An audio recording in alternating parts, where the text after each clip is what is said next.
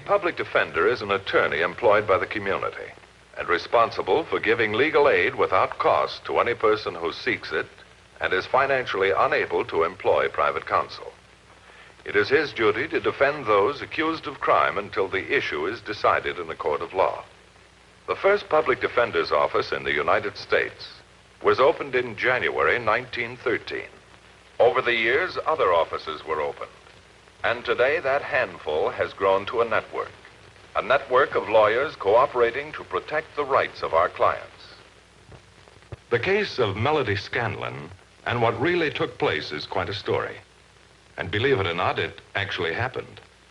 I was in the booking office one night checking a hold on a defendant of mine when my attention was suddenly diverted. You can't do this. You've got no right to arrest me. I'm sorry, lady, but orders are orders, you know. She'll never get away with this. She's got no right. I'll sue her. What is this, Bob? What's she in for? Seems to be a shill from the Carnival, in on a grand theft charge. A shill? I'm no shill. I never took the ring. I never took anything. Mrs. Carstairs preferred the charges. Claims she stole a very expensive ring. Well, it's not true. Not a word of it. She's done this out of spite. Oh, Bob, do you mind holding her in the detention room for a while? I'd like to have a talk with her. Bart, why do you stick your neck out? Why do you always think people are innocent? I don't know. Maybe it's because we like to believe that people are innocent until they're proven guilty. How about it? Well, all right. You'll probably get the case in the morning anyway. Miss? Melody Scanlon. Would you mind coming with me, Melody, please? The story Melody told me had a strange, out-of-this-world quality. I'll tell it to you as I saw it, and as all the weird pieces finally fell into place. Bubble, bubble, bubble, my beautiful hot mess. Hold out your hand. I can't. Hold out your pretty little hand. No. Hold 'em out. Hold 'em out.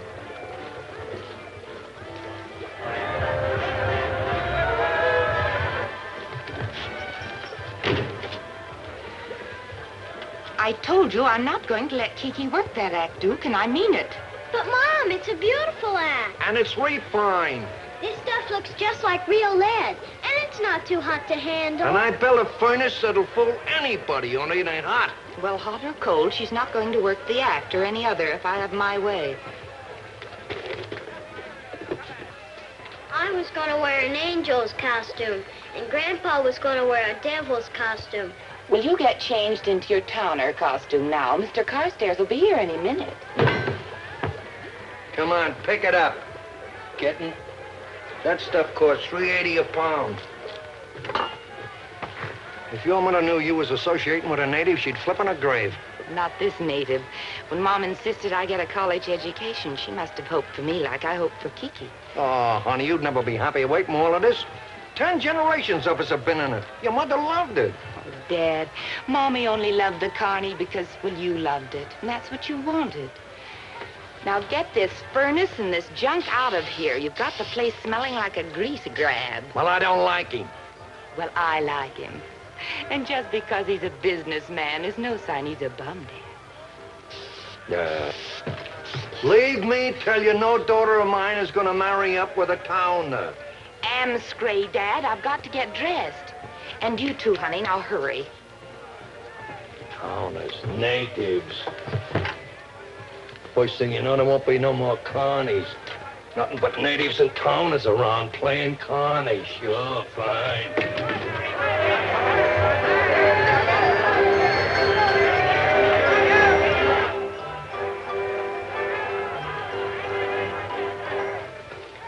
Come in, Mr. Carstairs. Thank you. Good evening. Hello, Kiki. Oh, how's the girl? Okay, I guess. Mom will be ready in a minute. Won't you sit down? Well, thank you.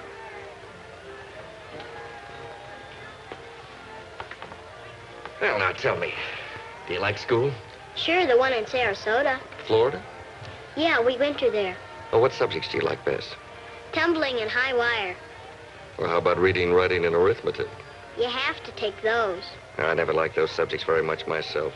Grandpa says you should learn them, though, to keep the natives from cheating you. Natives? Well, what natives? Well, us carnies live on the road. Natives live in towns and on farms. Oh. Well, that makes me a native. People can't help being what they are. It's not your fault.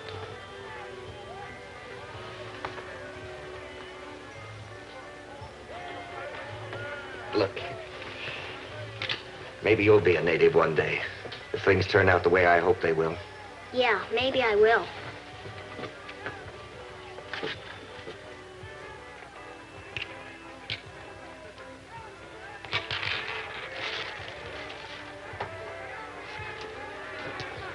Well, what's that? A game?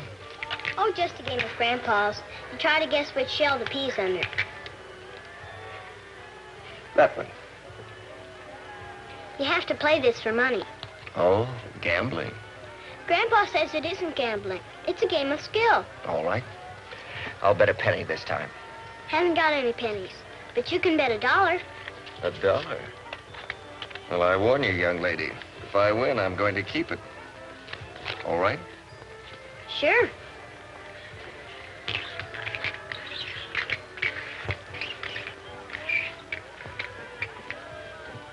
Well, here goes your $1. That one.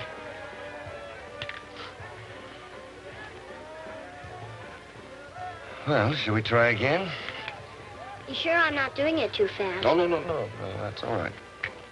Double or nothing. All right.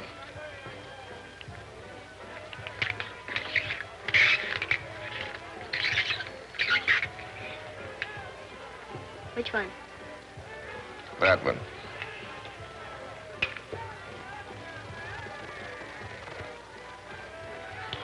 Want to try for 8? You're not a very good businesswoman, young lady. You keep doubling up, I'm bound to win it all back. Easy come, easy go, Grandpa says. For 8? You decide while I get a drink of water.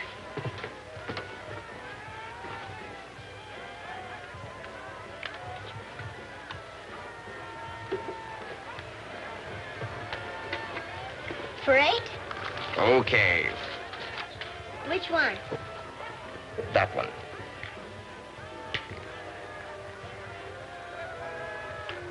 Now, look here, Kiki. There's something fishy about this. I happen to know. That is, I fully realize that... Know what, Mr. Carstairs? Want to try for 16? I see you've been playing Grandpa's little game again. How nice. Darling, you know we never play this game for keeps. That wouldn't be right. Say, how does she do that trick? Trade secret. Good night, darling. I'll be back in time for the late show. Be a good girl. Okay, Mom. There was plenty of excitement at the carnival that night. All the usual noise, the music, the specialty acts. But Kiki had only one thing in her mind as she came into Milo Martin's office. So I go for a drink and give this Mark a chance to peek. He peeks? Sure he peeks, and he goes for the 8. You should have seen his face, Grandpa, when I lifted up that empty shelf. You go for 16? Wait till I tell you, Uncle Pete. Mom comes in and makes me give him back the 8. She what? We don't play this game for keeps, do we, darling? And she shoves my 8 skins back into the chump's pocket. Well, she's flipped the lid. That's the only answer. She's a sick girl. Well, what can we do? We could tend to our own business for a change. Grandpa, if you and Uncle Pete would take a walk, I have something to tell Milo. Personal. Okay, Pumpkin. Come on, Duke. I'm coming. Over here, kitten. Remember last Christmas Eve, Milo? When you and Mom went to the dance at the hotel? Yes, kitten, I remember. She never did say what the fight was about, but she cried all night. She did? I heard her. Gee, Milo, if you and Mom would make up, maybe she wouldn't marry that native. We didn't have a fight, kitten. I asked your mother to marry me. Well, she just couldn't see it. Then why did she cry all night? You have to love someone to cry like she did. I hope you're right, kitten. You know I do, don't you? Gee, Milo, what are we going to do? What are you going to do? I wish I knew, honey. I sure wish I knew. It's beautiful. Your mother must be a very generous woman. It was my grandmother's. And my mother gave it to me for my wife. 3 generations. 3 generations of beautiful women. And I have the most beautiful one of all. Preston, when am I going to meet your mother? Well, soon. Tomorrow, I imagine. I thought you said she was in Europe. Well, she was, but... Well, she came home early. Oh. Have you told her? Well, she only got in on the 5 o'clock plane. I've got to see her at 9 o'clock tonight. Oh, good heavens, it's 8:45 already. Oh, I've got to get back to my late show. Oh, Melody, you don't mind if I send you back in a hotel limousine? Oh, no, of course not. I'll come over to the fairgrounds as soon as I've seen her. And told her. I've got a good bit of telling to do myself. Oh, waiter. Belonged to his mother and his grandmother.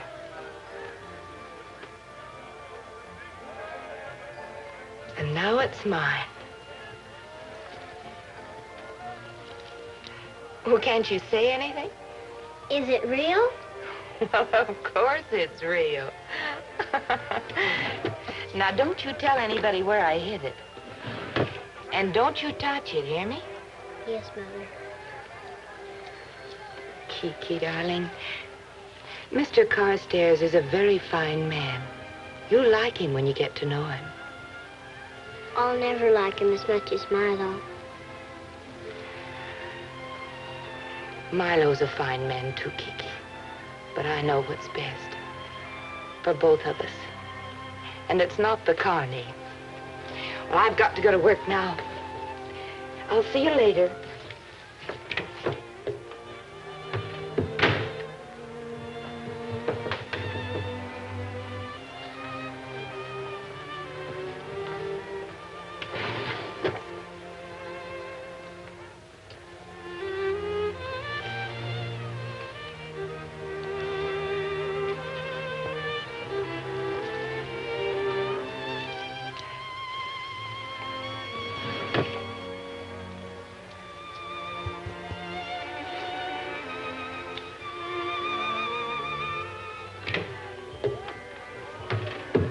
Hi, kitten. Been waiting long?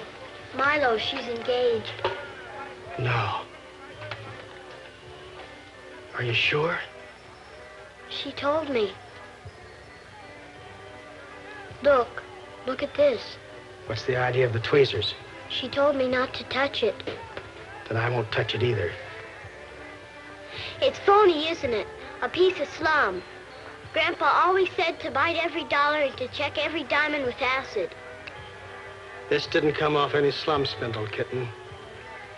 This is the real McCoy. Oh, gee. Yeah, me too. Gee, Milo, don't you know some gimmick or gaff? Something we could do? There's one thing you can't gimmick, kitten. Somebody's heart. You better put this back. Melody finished her turn about 10 minutes ago. I was out front. He was out front, too. Okay, Milo. In other words, it wasn't your ring to give. Look, Mother said it would be mine. I'll get you another one in the morning. A bigger one. As soon as the store's open. I don't want a bigger one. Who does your mother think she is, low-rating someone she's never even seen or talked to? Look, Melody, you've got to know Mother to understand her. It'll be all right once she meets you and gets to know you. Why didn't you bring her with you? Well, she was tired after the trip. Please try to understand. I understand, all right. I'll get you the ring.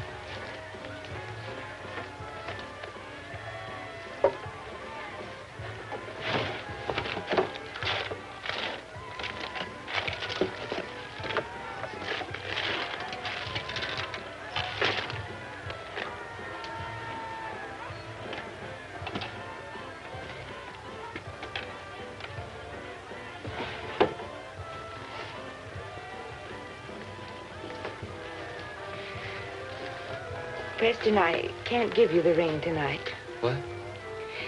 It's gone. It's not there. What do you mean it's been stolen? No, not stolen. I think somebody's trying to gimmick the engagement. But who? I don't know, but I'll soon find out. Kiki, where have you been? At Milo's. Good night, Mom.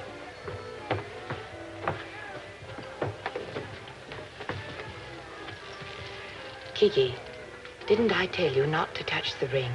I didn't. Are you sure? I didn't touch it. Well, did you tell Grandpa or Milo or Pete or anyone where I hid it? No, I didn't.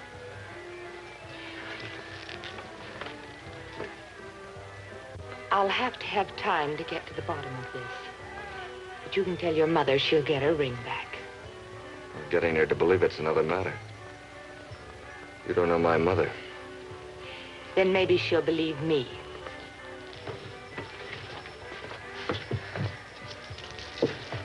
Going out?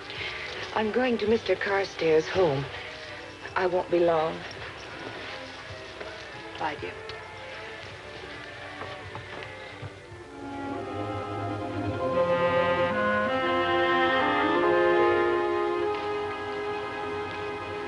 Mother, this is... Yes? Melody Scanlon.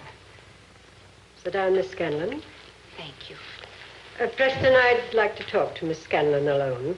Now, look, Mother... Please, Preston, it's getting late and I'm very tired. Why don't you wait in the other room, dear?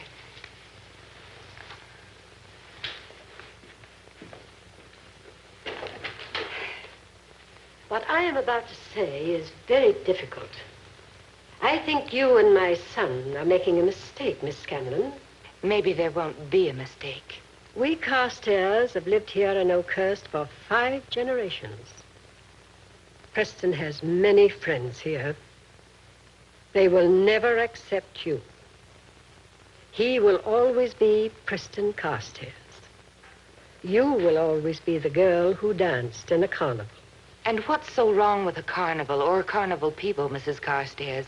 Do you know anything about them? Have you ever met any? Not socially. Well, let me tell you something. My family has been in show business for 10 generations. And they were as nice and as fine and as decent as any of those natives on those one sheets. I don't doubt it, my dear. I'm only trying to explain that we come from 2 different worlds. To condone this marriage would be cruel. Why do you think my son wants to marry you? He says he loves me. Or is that too simple?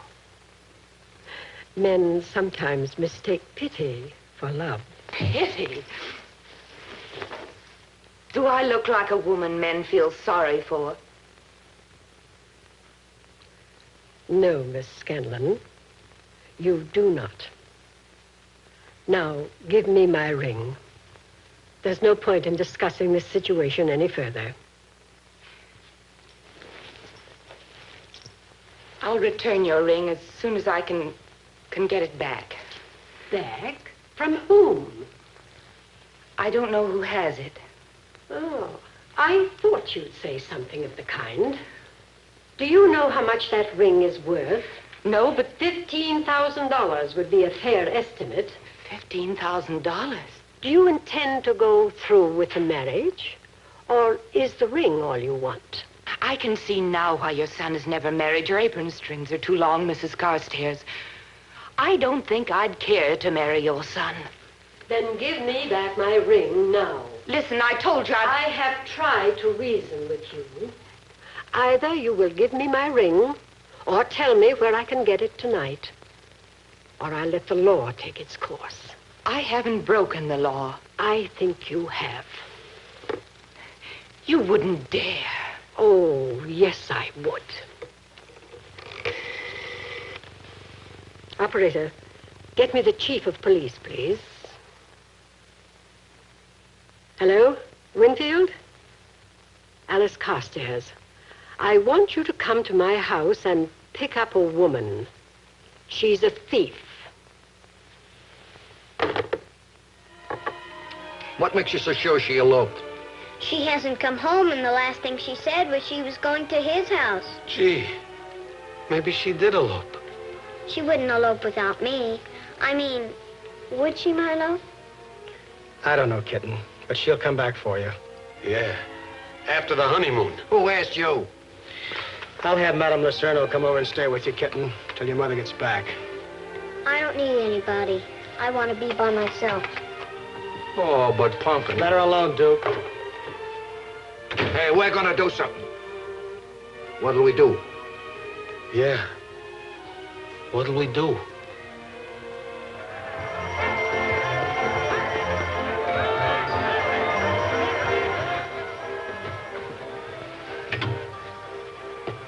I'm looking for Milo Martin. That's me, mister. What's your pitch? Your star performer ran afoul of the fuzz. Are you with it?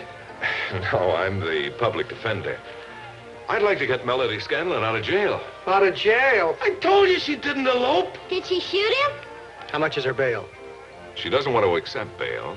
She thinks that someone here tried to gaff her. But how? Something about a missing engagement ring. It's not missing. It's right where she put it. Where? She told me not to tell. Would you recognize her handwriting? Yeah, I would. One of you nosy Parkers give Mr. Matthews my ring, Melody. Where did she get that nosy Parker stuff? Yeah. I'll get it. But she said when she looked for it, it was gone. I dig it. But it's not a gaff. What happened? Yeah, what? But why the tweezers? It's not a very long story, Mr. Defender. Go ahead, Kitten, tell him. Well, I didn't know she missed it. All she said was, did I touch it? Oh, Pumpkin. When the ring was returned to Mrs. Carstairs, the district attorney promptly moved for dismissal of the charges against Melody. There was quite a celebration when she returned to the fold that night. Oh, it's a great act, Pete.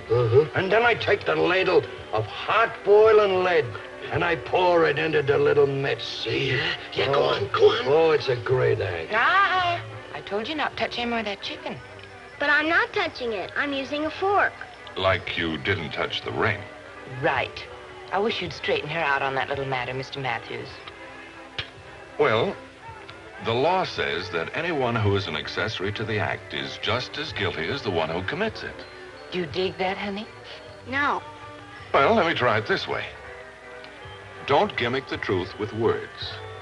Now, the grift is strictly for the marks, but when you try to sucker someone who you love, you're just a nosy Parker. Oh, now it lights up.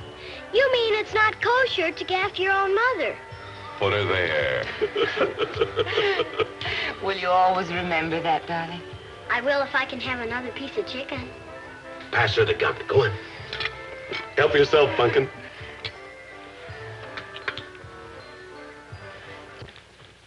Melody and Milo were married a couple of weeks later, right on the midway. Everyone had a wonderful time, including myself. The case you have just seen was brought to a fair and just conclusion through the efforts of a public defender. Public Defender Louis E. Lohman, Hennepin County, Minneapolis, Minnesota, and his staff for outstanding achievement in the cause of justice.